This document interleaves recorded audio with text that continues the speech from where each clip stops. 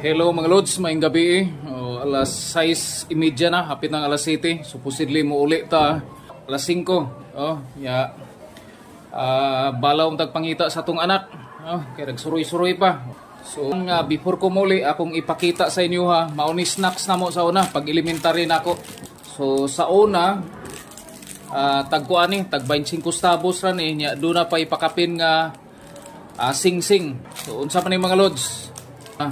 Dara murag Julin. Okay? So tawag ani kay bubot. Kani siya tamis niya sa ibabaw, niya sa ilawom ani is money. Kamo, tagpila ibaw ninyo para snacks. Mahal kayo, 50, 60 uban 100. Amo bubot ra. Okay, appreciate your life. Pag tinarong og eskwela, sukli kahago paningkamot sa inyong ginikanan.